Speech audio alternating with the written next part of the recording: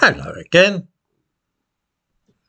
Last autumn, a small but dedicated group of people in the English city of Cambridge decided that there was not sufficient recognition of Africa and Africans in the names of landmarks in the city. So it was that the Riverside Bridge was chosen to be renamed after an African called Olaudah Equiano. Okay, this is just a piece of nonsense and probably makes no difference to anybody, and most people in Cambridge will anyway still keep calling it the Riverside Bridge. But the question I want to ask is this.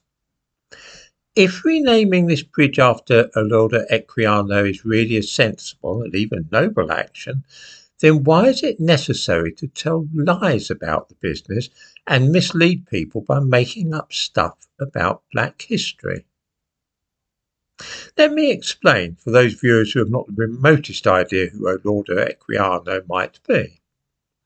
First, let me quote what Isaac Ayamba, chair of Cambridge African Network, said at the renaming ceremony for the bridge.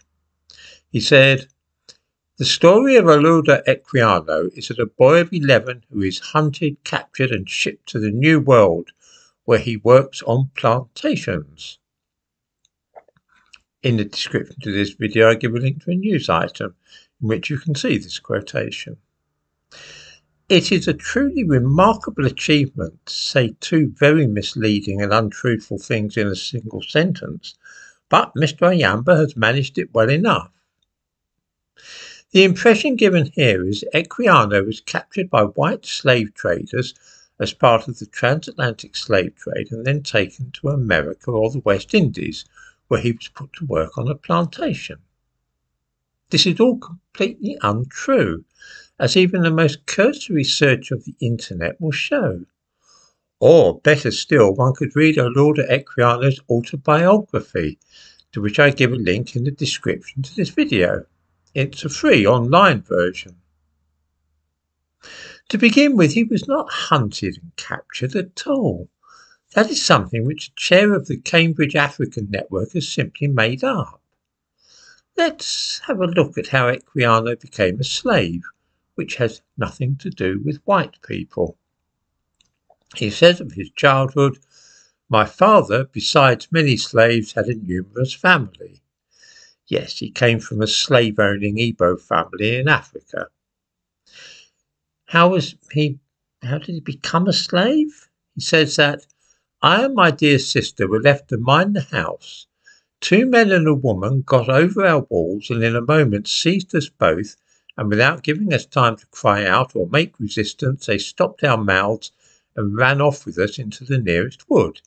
Here they tied our hands and continued to carry us as far as they could till night came on, when we reached a small house, where the robbers halted for refreshment and spent the night."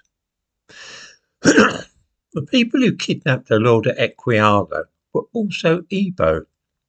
They were black slave traders, and he was subsequently sold to a black African, a smith. Hunted indeed.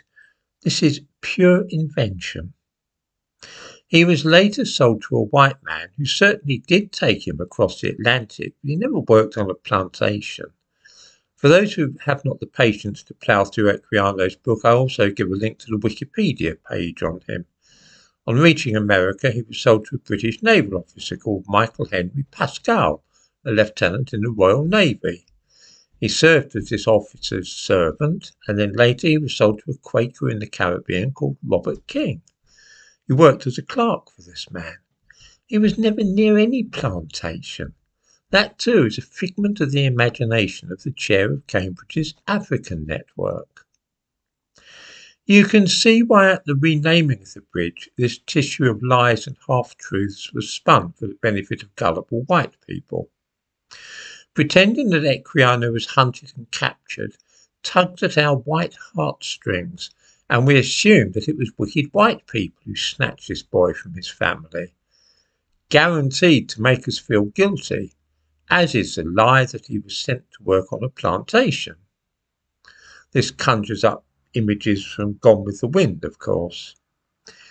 It would rather spoil the story if it were to become known that Equiano actually came from a family which owned many slaves itself.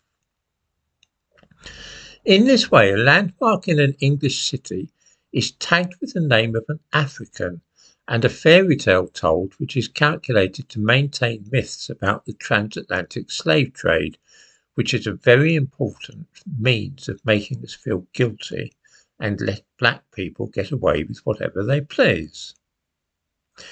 This is part of the slavery racket, of course, a wider scheme which is designed to make white people feel afraid to say anything even remotely critical of any black person. This then is the point at which we have arrived. False narratives about black history, especially slavery, are being pushed relentlessly with the aim of making white people feel bad about things which supposedly happened centuries ago. This is done so that in the real world, here and now, we will give special preference to black people in an effort to atone for what we are told our ancestors did. This is why the stories about that time are always embellished and exaggerated, and when this doesn't serve, then complete falsehoods are told, as we saw in this case. Real history is simply erased in the process, and as a byproduct, we're numbered with street names and bridges based upon these lies.